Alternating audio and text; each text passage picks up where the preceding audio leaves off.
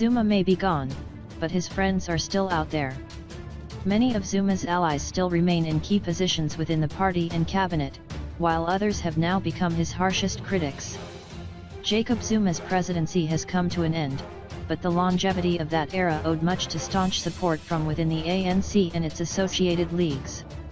Many of Zuma's allies still remain in key positions within the party and cabinet, while others from his early days as head of state have now become his harshest critics.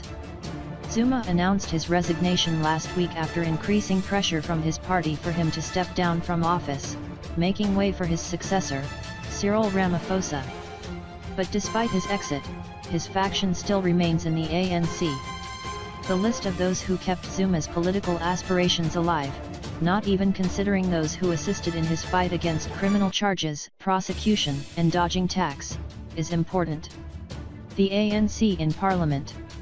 Zuma survived 5 motions of no confidence in Parliament since 2016, thanks to the aid of his comrades in his party.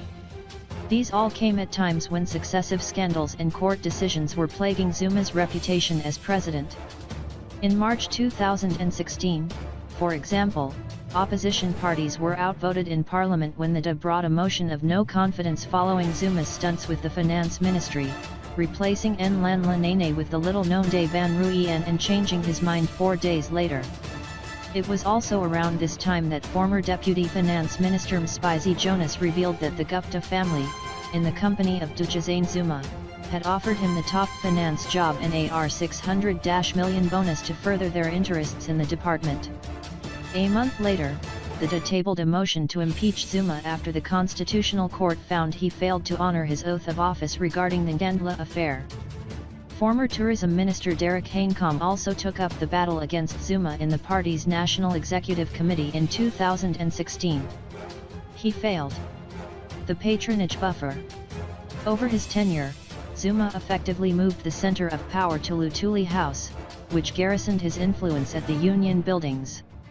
With a hand on each power structure, Zuma used his appointment clout to foster personal loyalties in strategic areas. He ballooned the size of the civil service and the executive, awarding his allies premierships and top cabinet posts.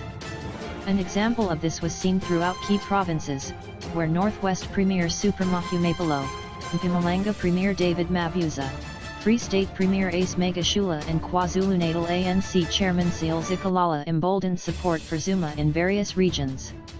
The leagues. The ANC's leagues played a big part in Zuma's political durability, acting almost as foot soldiers to rally support and protest against his detractors. When former Public Protector Thalai Madansela released her State of Capture report, the ANC Youth League jumped to Zuma's defense, calling for it to be challenged. Ironically, when he led the ANCL, it was Julius Malema who defended Zuma during public appearances, most notably saying he would die for Zuma and endorsing Zuma's version of his relationship with Ezekiel Kweza Kuzwayo during his trial for rape. Malema was reported saying that Kuzwayo had a nice time with Zuma when he spoke to university students in 2009. The ANC Women's League and the Umkhonto we Sizwe Military Veterans Association, GAMPA, have also defended Zuma vigorously against his critics. When reports emerged last year that the Guptas had purchased a luxury Dubai mansion for the president, the Angkol was among the first to attack the report. In a press conference last year, the GAMPA even defended the Guptas, saying they were conducting their business like all other South Africans. The 3 groups also gathered around Zuma's preferred successor, Nkosazana Dlamini Zuma, during her presidential campaign and rallied support for her around the country.